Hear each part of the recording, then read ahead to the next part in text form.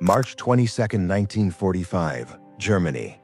Dawn creeps over the Rhine as German reconnaissance officers study fresh aerial photographs with growing alarm. Across the river, an enormous American force appears to be assembling. Columns of Sherman tanks, rows of artillery, supply convoys stretching into the haze. Radio intercepts confirm the movement of 2 U.S. divisions. The sounds of engines and tracked vehicles rumble through the mist. Every sign points to a massive crossing, one that could break the German defensive line once and for all. Commanders scramble to respond. Reinforcements are ordered north. Defensive guns are repositioned. The German high command braces for the assault they are certain is coming. But there is one truth they cannot see. Almost none of it exists. The tanks are rubber. The artillery is canvas. The radio signals are scripted. The thunder of an advancing army is nothing more than a recording broadcast through towering speakers in the dark. The entire force, the one now reshaping German strategy, is a ghost. And the men orchestrating this illusion number barely 1,000. This is the climax of one of the strangest operations of the Second World War. By early 1944, Allied commanders had learned an uncomfortable truth. Brute force alone might not secure success.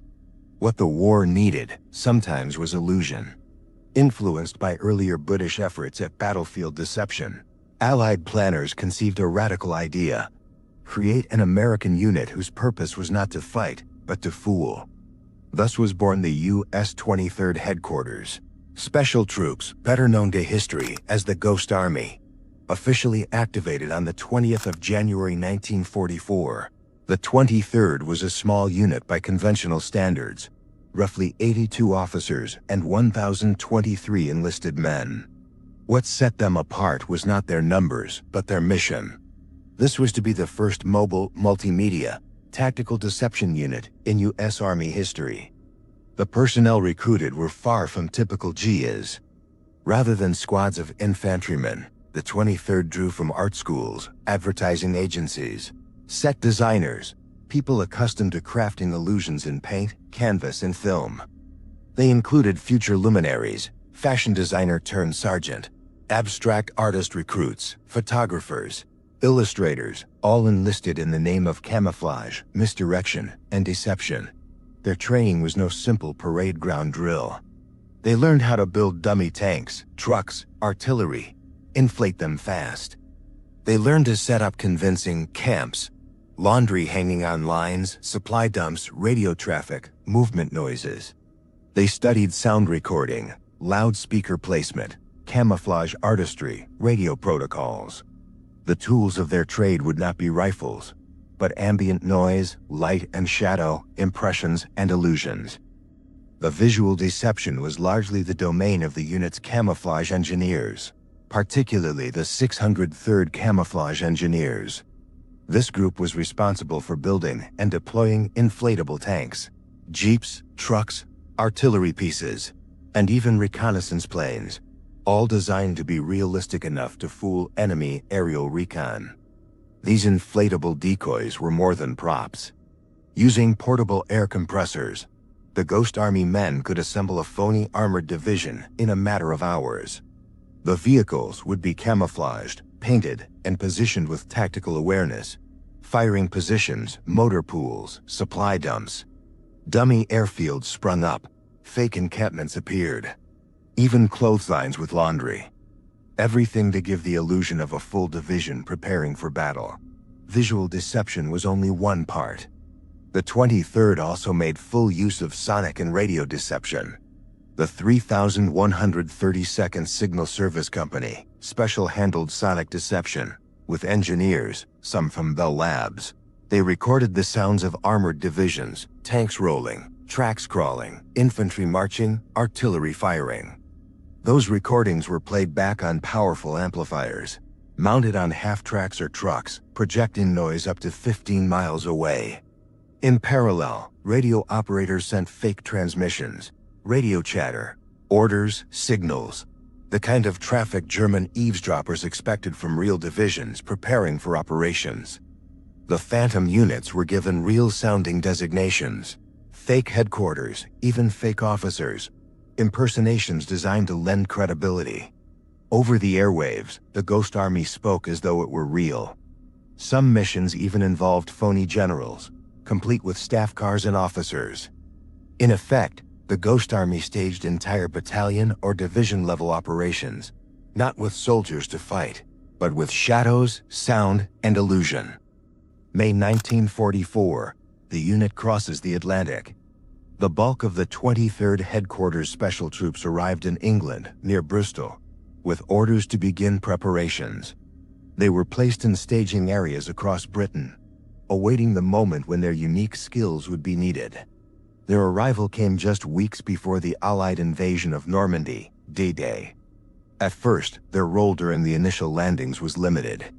Only a small contingent of 17 men landed on Omaha Beach 8 days after the invasion. Their assignment: to create dummy artillery placements that would draw enemy fire away from real Allied positions. Meanwhile, the rest of the Ghost Army remained in England, waiting, but not idle. Their equipment was tested, their illusions refined. They prepared inflatable tanks, trucks, and even fake airfields. They calibrated sound systems. They rehearsed radio chatter. Because the Allies were moving into occupied France, the necessity for deception was greater than ever.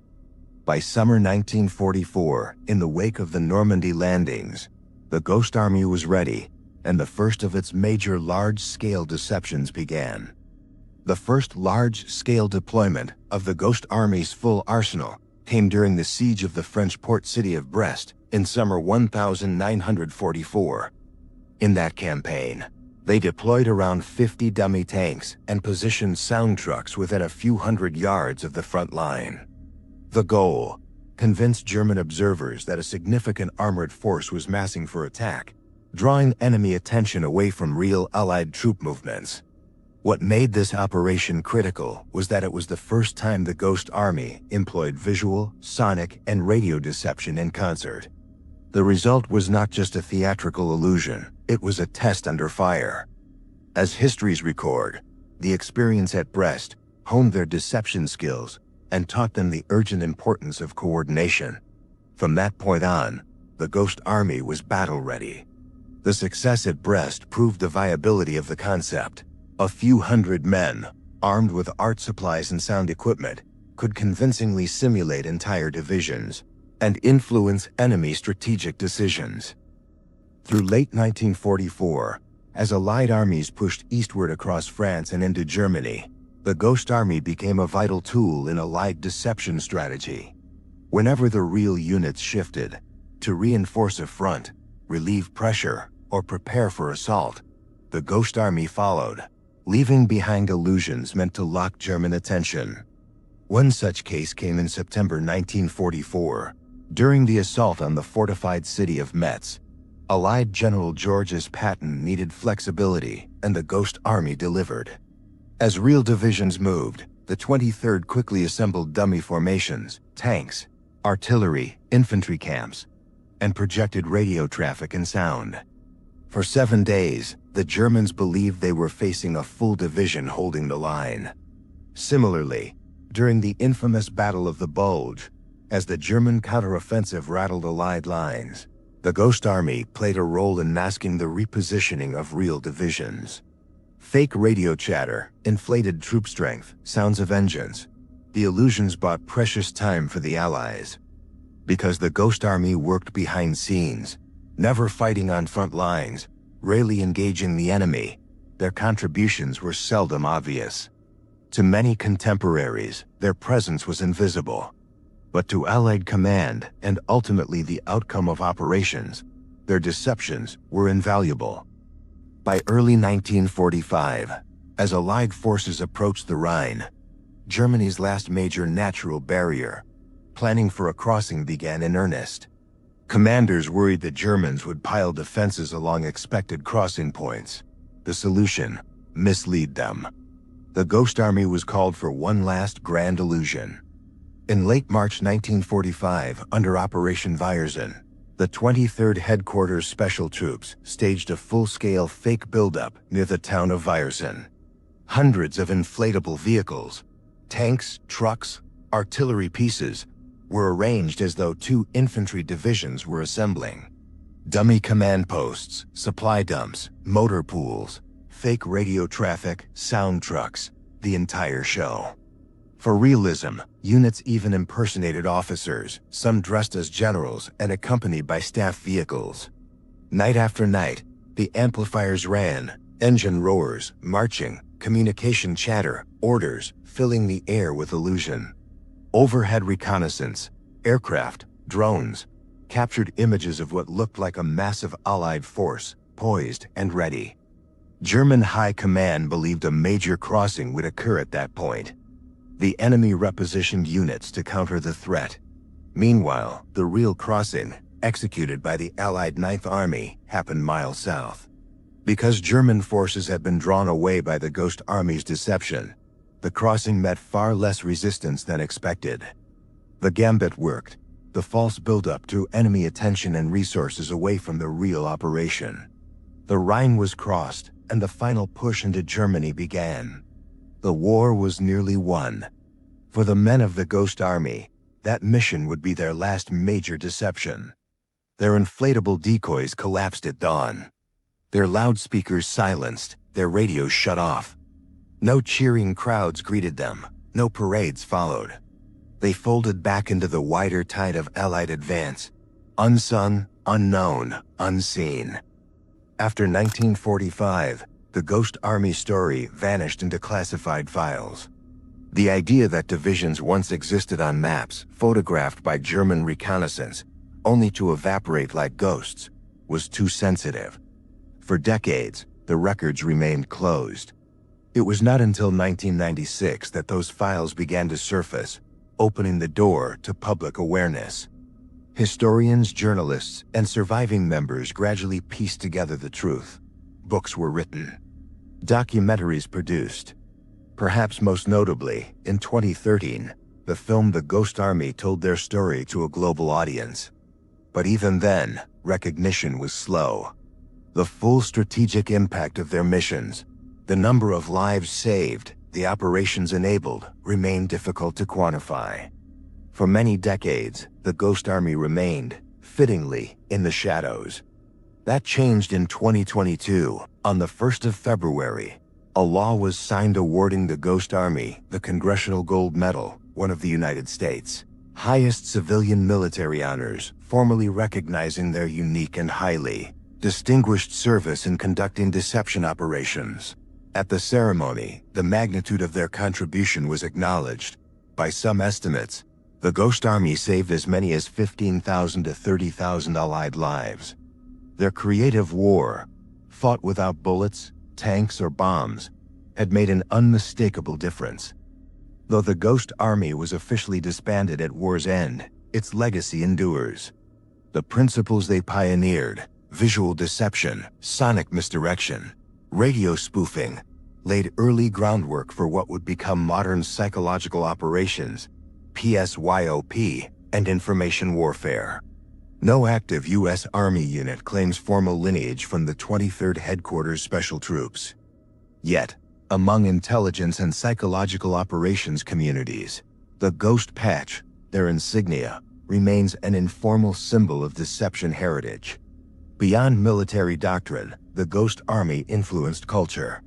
Many of the men returned to careers in art, fashion, photography, design, carrying with them the surreal experience of waging war with paintbrushes, speakers, and rubber. Their wartime service stands as a testament.